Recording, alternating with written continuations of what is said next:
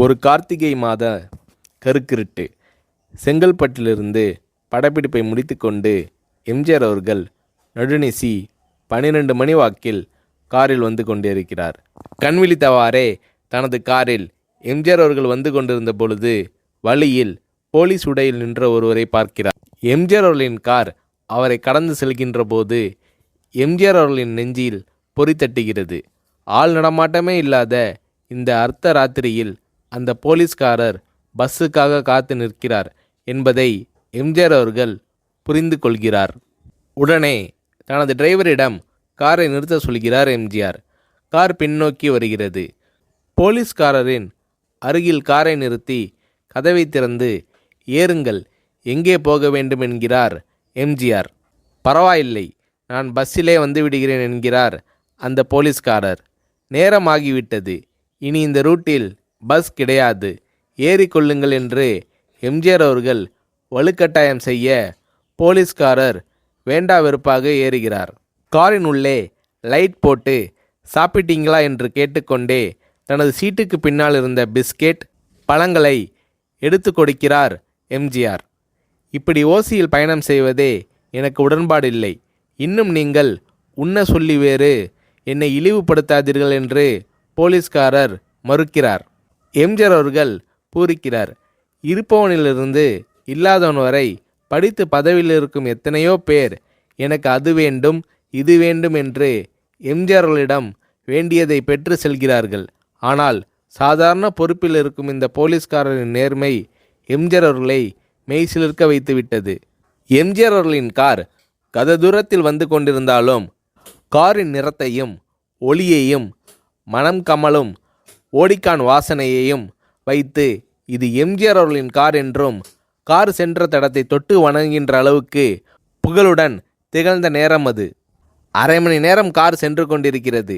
ஆனால் அதுவரை எம்ஜிஆர் அவர்களை பற்றி பெரிதாக போற்றி புகழ்ந்து பேசாமல் அந்த போலீஸ்காரர் வந்ததே புரட்சித் தலைவர் எம்ஜிஆர் அவர்களுக்கு அந்த போலீஸ்காரர் மீது மரியாதையை கூடுதலாக்கியது. நான் தான் எம்ஜிஆர் என்கிறார் எம்ஜிஆர். கேள்விப்பட்டிருக்கிறேன் என்கிறார் அந்த போலீஸ்காரர். பொன்மனச்செம்மல் எம்ஜிஆர் அவர்களின் முகத்தில் கோபம் இல்லை, பதிலுக்கு பொன்முறுவல் மலர்கிறது. என் படங்களை பார்த்து இருக்கிறீர்களா என்று கேட்கிறார் எம்ஜிஆர். நான் சினிமாவே பார்ப்பதில்லை என்கிறார் அந்த போலீஸ்காரர். புரட்சித் தலைவர் எம்ஜிஆர் அவர்கள் இன்னும் பிரமிக்கிறார். இப்போது கார் சத்தத்தை தவிர ஒரே நிசப்தம். போலீஸ்காரர் தனது வீட்டிற்கு 1/2 கிலோமீட்டர் தூரத்திற்கு முன்பே காரை நிறுத்த சொல்லி இங்கேயே இறங்கிக் கொள்கிறேன் என்கிறார். ஏன், நீங்கள் குறிப்பிட்ட அந்த விலாசம் இன்னும் 1/2 கிலோமீட்டர் தூரம் இருக்கிறதே என்கிறார் எம்ஜிஆர்.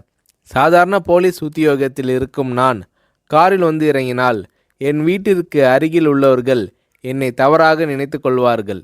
இதுவரை இப்படி நான் யார் காரிலும் ஓசியில் வந்து பழக்கமில்லை.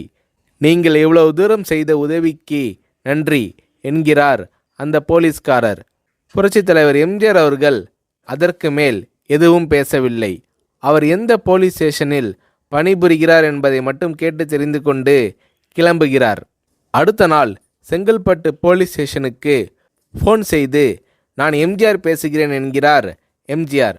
ஃபோனை எடுத்த டிஎஸ்பி உதறலோடும் உற்சாகத்தோடும் தலைவரே வணக்கம் என்கிறார்.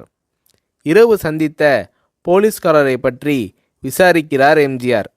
அந்த டிஎஸ்பி சொல்கிறார், நீங்கள் குறிப்பிடும் அவர் இன்று விடுப்பில் இருக்கிறார்.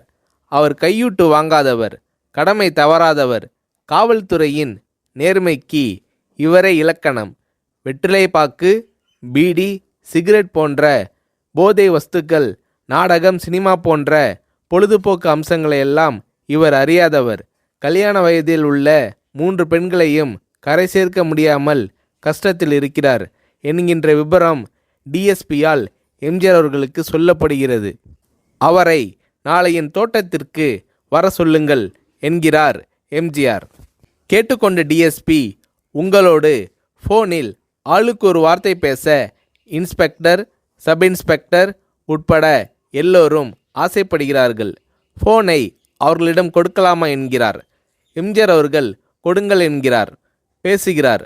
அந்த போலீஸ் ஸ்டேஷனே புண்ணியம் பெற்றதாக மகிழ்ச்சி அடைகிறார்கள் அந்த போலீஸ்காரர்கள். மறுநாள் அந்த போலீஸ்காரர் ராமவரம் தோட்டத்திற்கு அழைத்து வரப்படுகிறார். அவரிடம் பேப்பரில் மடித்த பெரிய பணக்கட்டை கொடுத்து, இதை வைத்து உங்கள் பெண்களின் கல்யாணத்தை நடத்துங்கள் என்கிறார் எம்ஜிஆர். போலீஸ்காரர் மறுக்கிறார். நான் ஏதாவது உங்களிடம் காரியமாற்ற சொல்லி அதற்காக கொடுத்தால் அது தவறு. என்னால் ஆக வேண்டியது உங்களுக்கும், உங்களால் ஆக வேண்டியது எனக்கும் எதுவும் இல்லை. நான் உங்கள் கூட பிறந்த ஒரு சகோதரனாக நினைத்து கொடுக்கிறேன், பெற்றுக்கொள்ளுங்கள் என்று சொன்ன பிறகு கேட்டும் கூட கிள்ளி கொடுக்காத கனவான்கள் வாழும் இந்த உலகில் ரோட்டில் நின்றவனை அழைத்து சென்று அள்ளி கொடுத்த எம்ஜிஆர் அவர்களின் கருணையில் நெகிழ்ந்து போய் பெற்றுக்கொள்கிறார் அந்த போலீஸ்காரர். பிறகு ஒரு தேதியில் புரட்சித் தலைவர் எம்ஜிஆர் அவர்களே சென்று அந்த போலீஸ்காரரின் 3 பெண்களின் திருமணத்தையும் நடத்தி வைத்து வாழ்த்தி இருக்கிறார்.